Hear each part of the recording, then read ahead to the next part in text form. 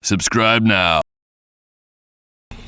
Ya, alhamdulillah, bersyukur kepada Allah Subhanahu wa taala pada malam yang mulia ini. Allah Subhanahu wa taala beri kepada kita kesempatan dalam untuk mengusahakan agama dalam diri kita. Ini tuan-tuan, dunia yang ada sekarang ni, yang kita hidup ni, itu mazra'atul akhirah, ladang untuk akhirat. Dan peluang yang ada hanya sekali saja. Kalau dah mati, tak ada peluang kedua. Jadi tuan-tuan, ini peringatannya sebenarnya banyak kali, cuma kadang kita lalai. Sebab apa? Sebab kita terpesona dengan keindahan dunia, ataupun kesenangan dunia, kehijauan dunia, kenikmatan dunia, sehingga kita lupa yang bahawa kita besok akan dibangkitkan di akhirat, akan ditanya soal agama. Yaumiddin, hari agama, maksudnya mahkamah berkaitan dengan agama Allah Subhanahu wa taala. Dan perumpamaan kenikmatan ini, satu orang yang ini perumpamaan ulama bagilah ya, yaitu satu orang yang dikejar oleh harimau yang buas. Dan kemudian dalam dalam ketakutan yang begitu mencengkam, dikejar oleh harimau yang buas tadi, nampak satu telaga, dan di situ ada ranting kayu yang ke dalam, jadi dia boleh bersembunyi kat dalam tu. Maka dia pegang akar kayu itu, turun sedikit daripada kolam, macam kolam gitu ya, telaga gitu. Maka harimau tu tak boleh masuk. Jadi bila nak turun ke bawah, tengok ular kobra atau ular senduk ke itu, kobra kat bawah. Ketakutan mungkin mencengkam, yang di atas ada harimau, yang kat bawah ada ular besar gitu. Dan kemudian dalam ketakutan seperti itu, ada pula tikus putih dengan tikus hitam, yang menggerogoti akar kayu itu, yang bila-bila masa boleh jatuh ke bawah. Begitulah. Jadi belum tambah tak ketakutan, tambah ketakutan. Tapi tiba-tiba ada satu sarang lebah itu di atas, dia punya madu tu jatuh tepat pada bibirnya orang yang dengan ketakutan dia. Jadi saking kenikmatan merasai madu tadi, lupa semua. Ini kan ya perumpamaan gitu je kan. Itu kisahnya kat mana ya? Kisah satunya cerita untuk menggambarkan kadang-kadang kenikmatan dunia yang ada sekarang itu melalaikan kita daripada hari yang sangat berat di akhirat. Seperti orang yang merasai kemanisan madu, lupa yang ada harimau di atas, ada ular di bawah, kemudian tikus putih, tikus hitam tu menggerogoti. Tikus putih hitam tu perumpamaan siang dan malam. Begitulah kan ulama tu kadang bagi tamsilan tu supaya mudah faham. Jadi tuan-tuan, jadi alhamdulillah tuan-tuan, termasuk orang-orang yang dibukakan hatinya oleh Allah Taala untuk belajar agama, kemudian berusaha bagaimana agama itu dapat diamalkan sehingga kita akan beroleh kejayaan.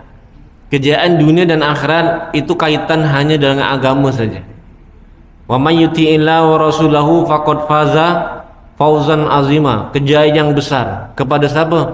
Orang yang sempurna agamanya dalam kehidupannya, yaitu taat Allah, taat Rasul. Jadi tuan-tuan, sebelum ni saya ada sebut tentang madu Rasul.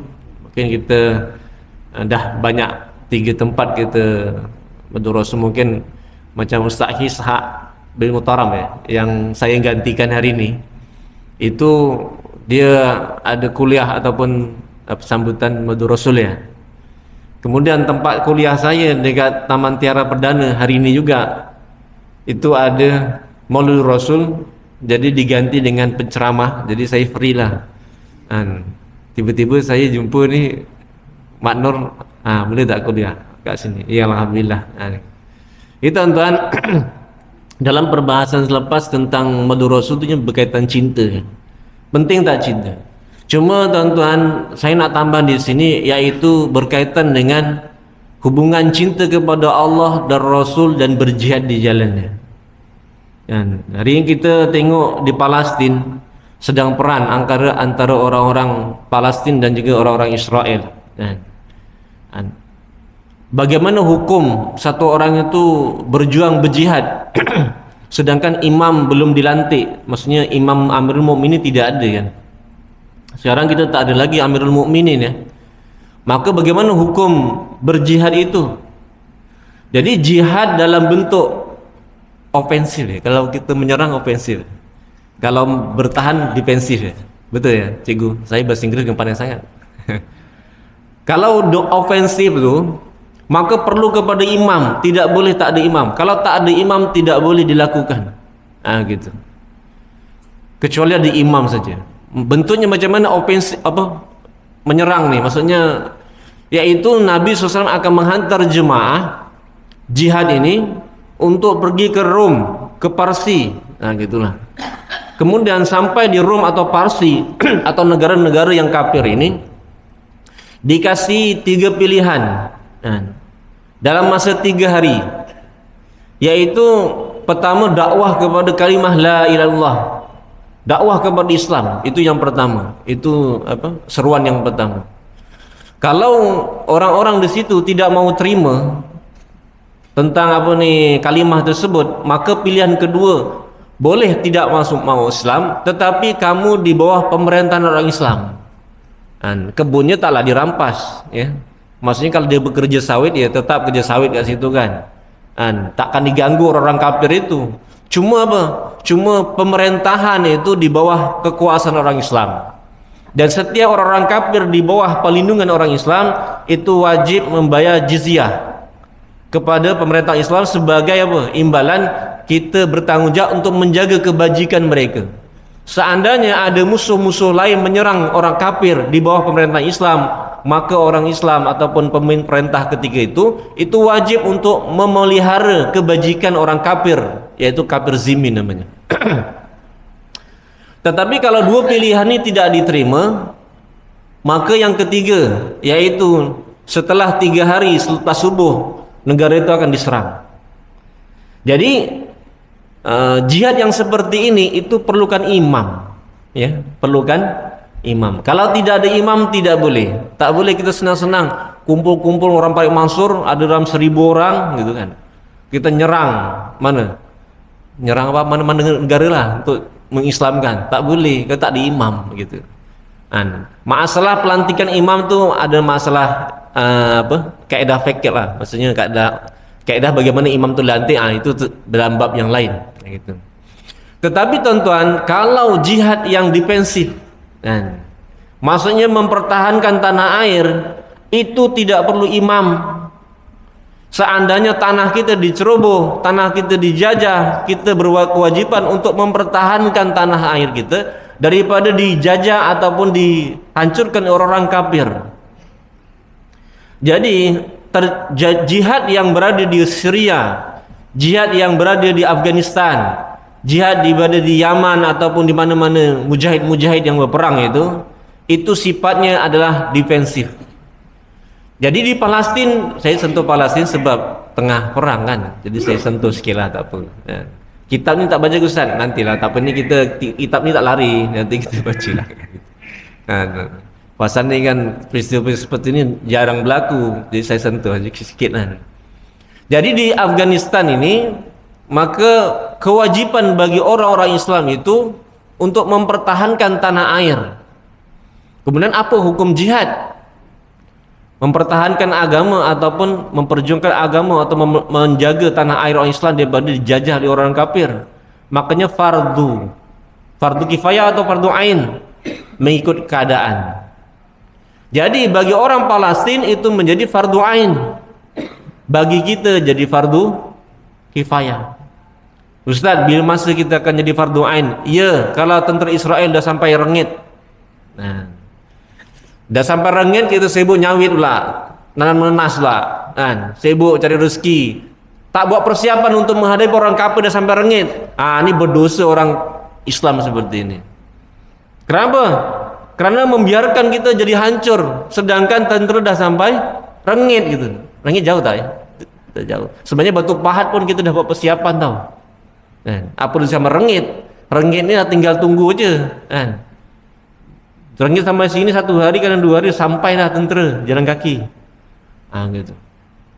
Jadi tuan-tuan, sebab itu cinta kepada Allah dan cinta kepada Rasul dan berjihad di jalannya itu perkara-perkara yang wajib ada dalam hati kita.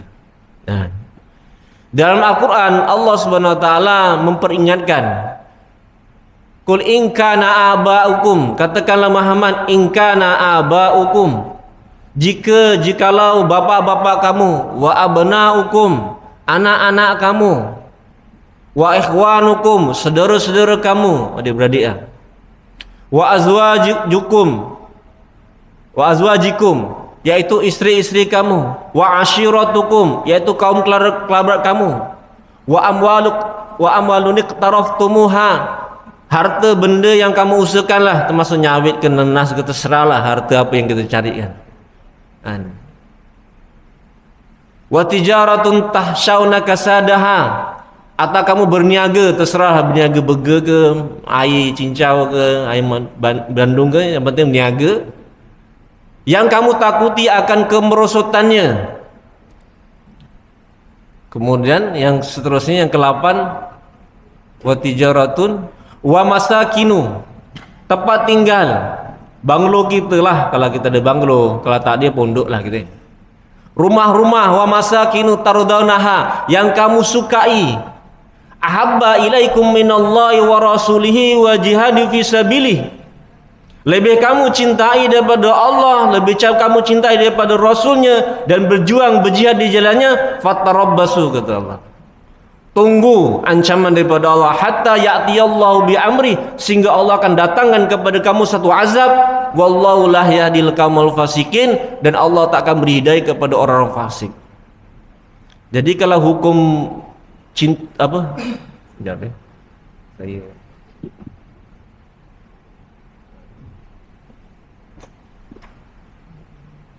okey. Sini tak ganggu ya. Kadang kena sini dia bunyinya terganggu. Wallahu la yahdil qaumal fasikin, Allah tak akan beri hidayah kepada orang fasik. Siapa orang fasik? Yaitu orang-orang yang mencintai 8 perkara lebih daripada Allah, Rasul, dan berjuang berjihad di jalannya. Tuan-tuan mencintai Allah tak? Kena wajib mencintai Allah. Mencintai Rasul tak? Wajib mencintai Rasul. Mencintai berjihad di jalannya tak? Memperjuangkan agama, wajib mencintai. Begitu. Boleh tak kita, aku tak nak, aku cinta Allah Rasul tapi tak berjihad. Kalau kita tak berjihad di jalan Allah, itu bukti yang kita tidak cinta kepada Allah dan Rasul. Satu orang yang mencintai Allah dan Rasul, dia pasti mencintai jihad fisabilillah. Karena syarat bercinta, tuan-tuan, itu sanggup mengorbankan apa saja kepada orang yang kita cintai. Betul? Betul tak? Kepada orang yang kita cintai, kita sanggup berkorban. Seperti kata-kata Amru kekasih Laila. Syair itu ditulis oleh dia lah, tetapi diambil oleh ahli sufi untuk ditujukan kepada Allah. Sehingga saya pun menghafal dia punya syair itu. Amru ala diyari Laila, aku melalui bandara Laila. Uqabbilu zal jidara wa zal jidara, aku mencium setiap tembok-tembok bandara Laila. Dia punya cinta gilanya kepada Laila itu, Majnun tu wa bahubud diyari sakhafna qalbi, bukanlah cinta kepada bandar itu yang mengasihkan hatiku, walakin hubbu man sakana diyara, tetapi mencintai orang yang mendiami di bandar itu. Oleh kerana Laila itu berada di bandar tersebut, sampai tahap bandarnya, rumahnya, semua binatang peliharaannya, tembok-temboknya pun dicintai juga. Sampai dicium semua tembok-tembok kat bandaraya itu. Sebab apa? Mengetahui yang Laila ada kat bandar itu. Begitu juga kalau kita cinta Allah dan Rasul, maka kita sanggup korban apa saja untuk Allah dan Rasul. Apa maksud Nabi dihantar ke muka bumi? Bukankah Nabi dihantar untuk menghidupkan agama, memperjuangkan agama, sampai Nabi dibaling di Taif? Takkan kita hari ini tidak mau berjuang melihat Nabi begitu rupa? Bagi orang yang mencintai Nabi, tak sanggup melihat keadaan Nabi seperti itu, membiarkan agama yang Nabi memperjuangkan dengan titisan darah, kemudian kita melihat agama ini dengan masing-masing lah gitu. Boleh ke macam itu? Ustaz, sekarang berjihad, kita nak perang jihad kat Palestin, Macam mana? Boleh ke? Berjihad itu bukan mesti perang, ya. Sekarang ni memang fardu bagi orang Palestin, fardu kifayah bagi kita. Tetapi dalam bentuk jihad bukan sahaja perang itu jihad, yang tak perang tak berjihad, bukan itu. Karena berperang di jalan Allah itu sebahagian daripada jihad fi sabilillah, sebahagian daripada banyak bentuk jihad. Habis jihad yang macam mana yang kita nak jalankan? Kita berada bukan di Palestin, iaitu li'ala li kalimatillah, menegakkan kalimah Allah di muka bumi ini. Apa maksud menegakkan? Memperjuangkan, menghidupkan, mempertahankan. Agak-agak kalau orang berjuang berjihad itu dengan rasa kerisauan ke tidak pada agama ni? Perlu dengan kerisauan. Kenapa mereka sanggup berjuang sampai mati di Allah? Karena mencintai Allah dan Rasul. Sebab itu tuan-tuan, orang yang mencintai 8 perkara daripada beriman, cinta kepada Allah, Rasul dan berjihad berjalannya, itu termasuk orang fasik gitu.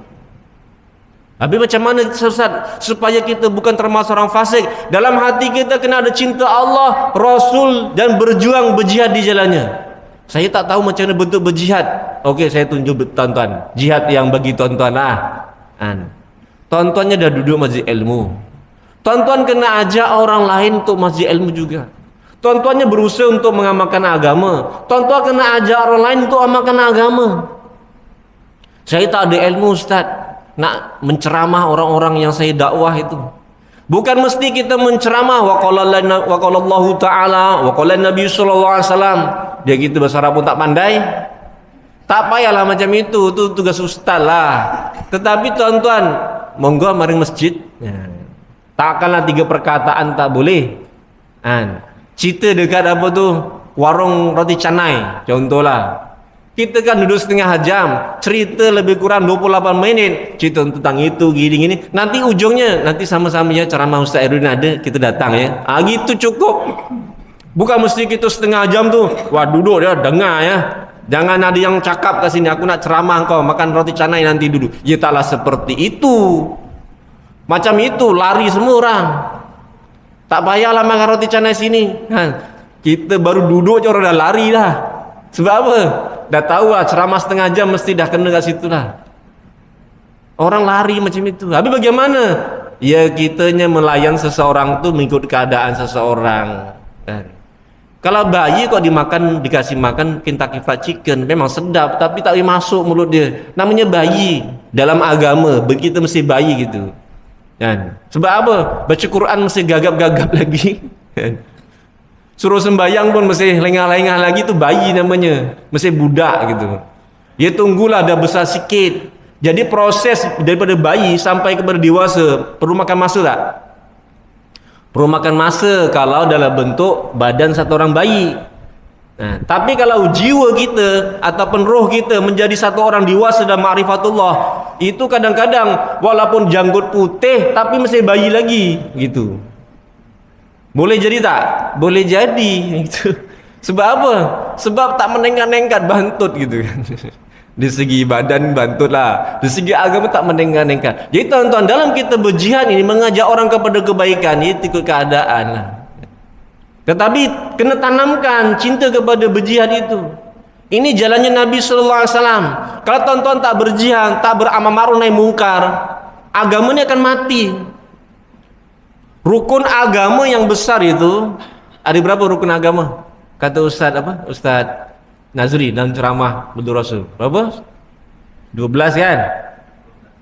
Ingat tak 12? Islam, iman dan ihsan itu. Itu rukun betul. Tetapi ada satu rukun yang saya beritahu nih. Tadi dia bagi 12, sekarang saya bagi rukun yang menegakkan rukun-rukun tadi. Rukun terbesar. Kalau seandainya rukun terbesar ini tak ada, yang rukun 12 itu runtuh gitu. Kemah tu perlu dibangunkan, ada 4 kemah, ada batang tiang kan, contoh macam rukun Islam 5 kan. Yang tengah tu syahadat, yang 4 tu sembahyang, puasa, zakat, dengan pergi haji kan gitu. Tetapi kalau tidak ada orang yang membangun kemah tu, agak boleh bangun, diletak tepi je tiangnya itu, boleh bangun. Maka rukun yang paling besar dalam rukun 12 itu, yaitu rukun membangun rukun tadi, yaitu apa? Amar ma'ruf nahi mungkar. Nah, itu rukun agama yang paling besar. Perumpamaannya, dalam badan kita tuh kan ada tulang belakang ya. Itulah rukun yang paling terbesar, yaitu jihad fisabilillah.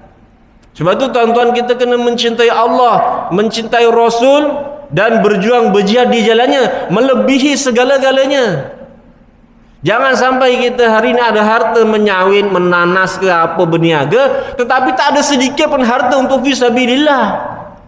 Jangan. Abi mikir apa? Wetenge dewe tak boleh. Kenapa? Kena infak fisabilillah. Ya ikutlah tuan-tuan macam mana kita supaya beramal ma'ruf nahi mungkar. Kaedah macam kan, banyak kan kaedahnya gitu.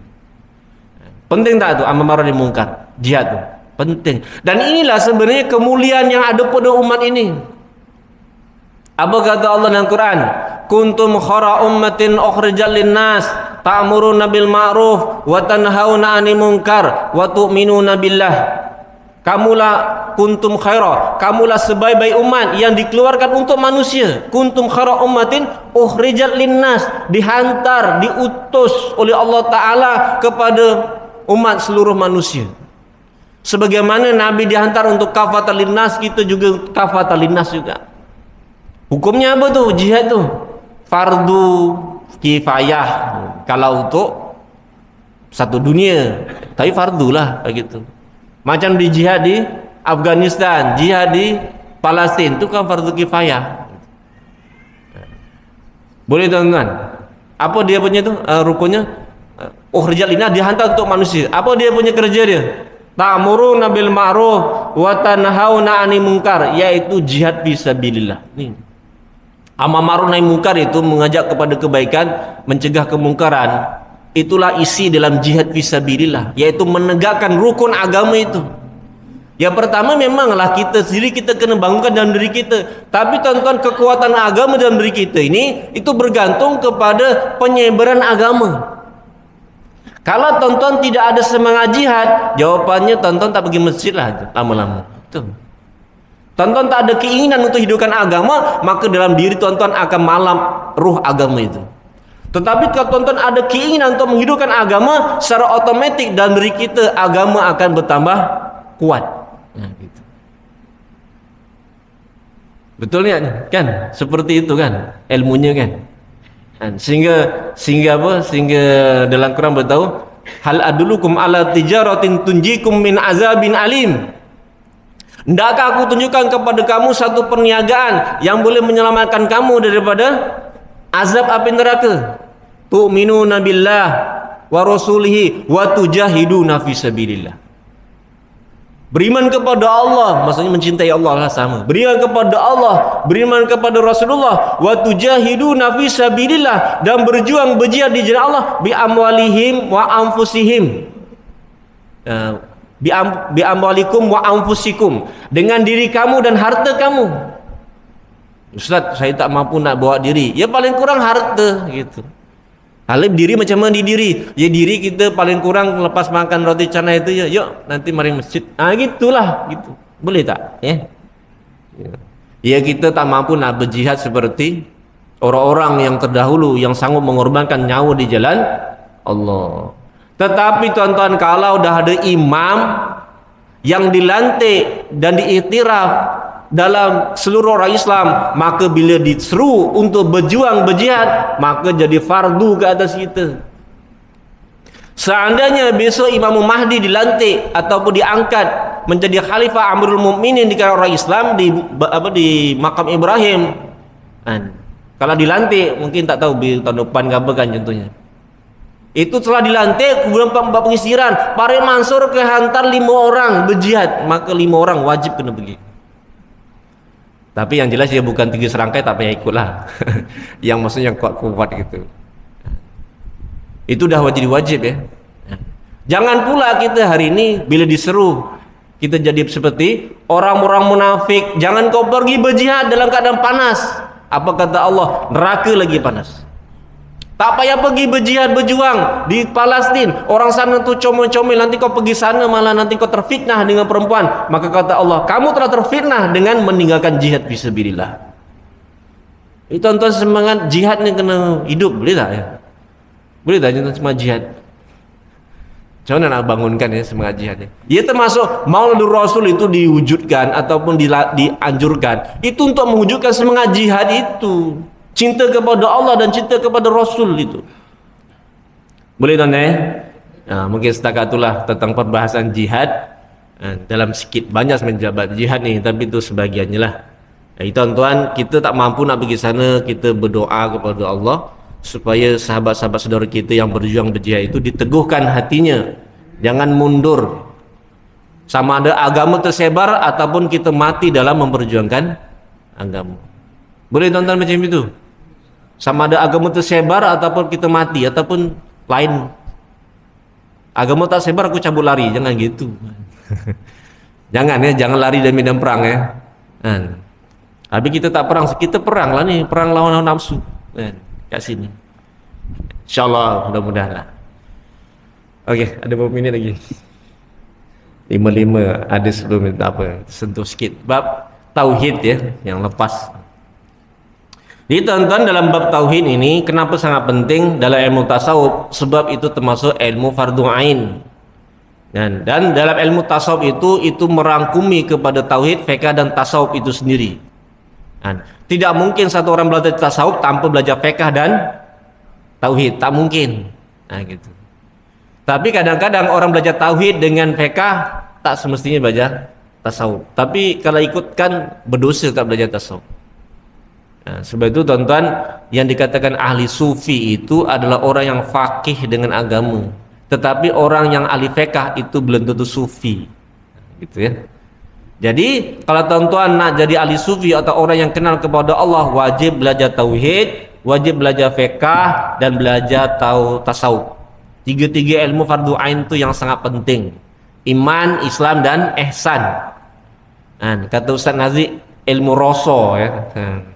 Saya ikutkan kata-kata Ustaz Nazri. Saya tak pernah bayangkan ilmu rasa tu. Dalam bahasa Arab tu zauq. Zauq tu maksudnya apa? Kita dalam isi apa? Perasaan. Rasa lah gitu kan. Nak mengetahui hakikat manusia musangking tidak boleh dibicarakan dan tidak boleh hanya dilihat, tapi dinikmati dengan rasa. Rasanya macam mana? Entah macam mana, aku rasa melayang ke langit lah. Melayang ke langit macam mana ya? Aku tengok kau sini je makan. Iya memanglah kat sini. Tapi dia punya rasa tu seperti melayang ke langit. Itu tak faham tu. Makan rambutan melayang ke langit. Sesat nih. Dia tak tahu sebenarnya perasaan itu yang melayang gitu kan. Itu kan bahasa-bahasa apa nih? Orang-orang yang merasai kenikmatan. Aku melihat di setiap tembok-tembok wajahmu, aku tak nampak pun gambar kau kat tembok. Ya memang, tapi bagi orang ahli cinta itu kadang-kadang nampak tembok pun nampak kekasihnya gitu kan. Itu je perumpamaan orang bercinta. Tapi kalau kita cinta kepada Allah Ta'ala, itu apa? Anta buddha ka'annaka tara. Gitu. Dalam ihsan itu ilmu rasa ya. Jadi tuan-tuan, sebelum kita rasa tersebut, maka kita kena belajar tentang berkaitan dengan fiqh. Ini kita belajar tauhid. Kemudian yang seterusnya yang lepas kita baca azaliyun la bidayatalahu, yaitu sedia tiada baginya permulaan. Kenapa Allah tidak ada permulaan? Kerana Allah ni qadim. Kenapa beza dengan makhluk? Ya namanya dalam ayat Al-Quran itu ada ayat muqahmat ya, ada ayat mutasyabihat. Ada dua tuan-tuan. Tuan-tuan, walaupun tuan-tuan tak belajar, saya terangkan juga lah supaya nanti ditanya. Ada dua tahu ayat Al-Quran ni, ada mutasyabihat, ada muqahmat. Jadi mutasyabihat itu mesti ikut yang muqahmat, bukan muqahmat ikut yang mutasyabihat. Apa maksud mutasyabihat? Yang samar-samar. Apa muqahmat? Yang jelas. Gitu. Apa ayat Quran berkaitan muqahmat? Yaitu laisa kamitslihi syai'un ataupun lahu kufuwan ahad. Maksudnya apa? Allah itu tidak laisa kamitslihi, tidak ada sesuatu pun yang menyamai Allah. Jadi macam mana kita nak gambarkan? Tak boleh digambarkan karena apa saja yang kita gambarkan itu makhluk gitu, ya. Gambaran itu kalau kita menggambarkan satu kereta gitu kan, contohlah kereta yang belum tercipta, apa? Kita pun menggambar, oh kereta yang paling canggih walaupun belum tercipta macam ini. Itu sebenarnya makhluk, itu ciptaan Allah walaupun dalam bentuk gambaran. Jadi Allah itu tak sama dengan ciptaannya gitu. Habis bagaimana? Maka makhluk tidak boleh disamakan dengan Allah Ta'ala tidak boleh disamakan dengan makhluk. Laisa kamitslihi syai'un. Habis macam mana yang tak sama? Kalau makhluk ini atau yang baru ini itu ada dengan adanya permulaan, maka adanya Allah tidak ada permulaan. Gitu ya. Kalau ada orang beriktikad bahwa Allah itu ada permulaan, boleh jadi kafir lah. Tapi tak adalah orang Islam yang mengatakan Allah tu wujud 2003 gitu. Tak adalah gitu kan. Habis sebelum tu mana? Itu Allah yang lain. Allah banyak, dah kacau lah ya. Dia tak mungkin lah orang Islam macam itu kan. Azaliyun, azali.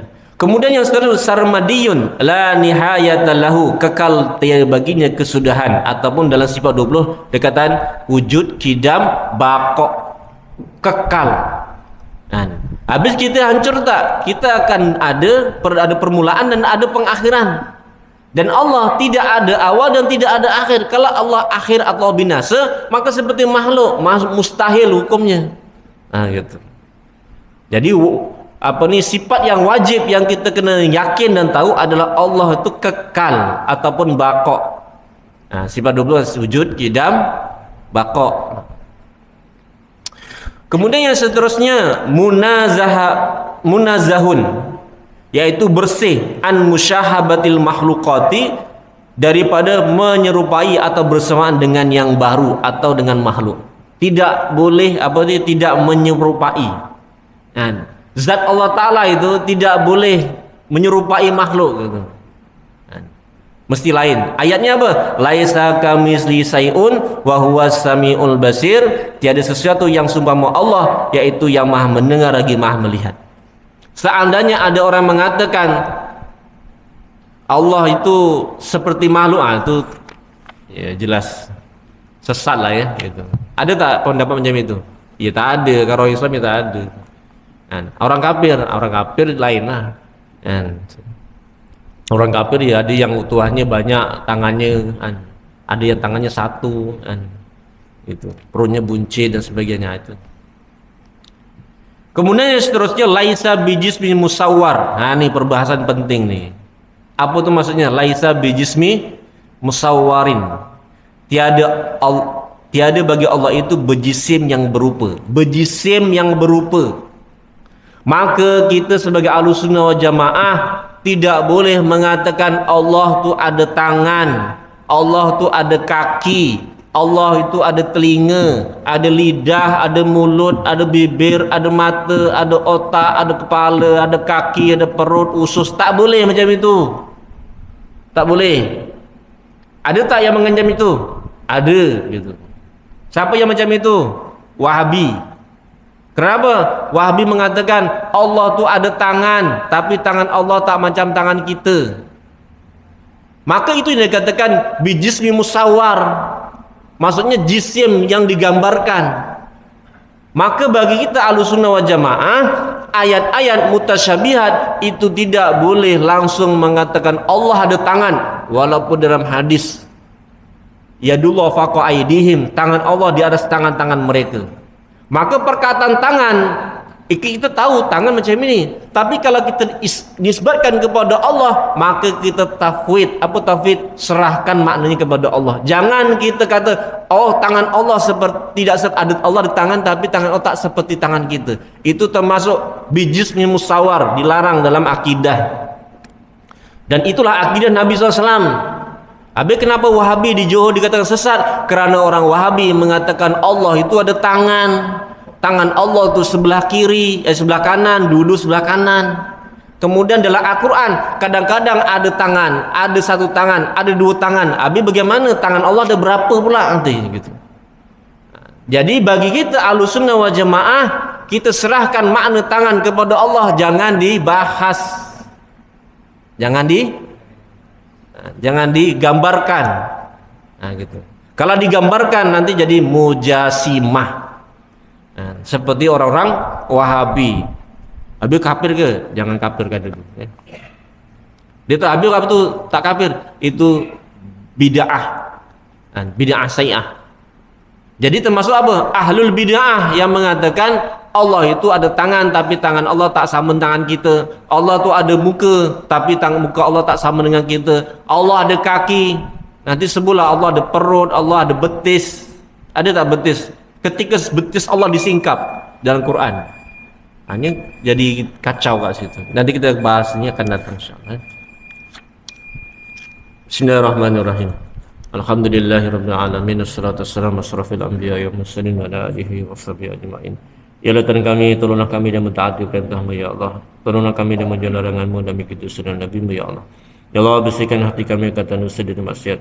Tanahkan iman takwa hati kami dan hiasi kehidupan kami dengan akhlak Nabi Muhammad sallallahu alaihi wasallam. Ya Tuhan kami beri taufik kami untuk kami dapat amalkan ilmu yang telah kita pelajari ya Allah. Ya Allah, kami memohon kepadamu ya Allah, bantulah saudara kami di Palestin yang berjuang berjihad di jalan-Mu ya Allah. Kau hancurkan orang kafir ya Allah.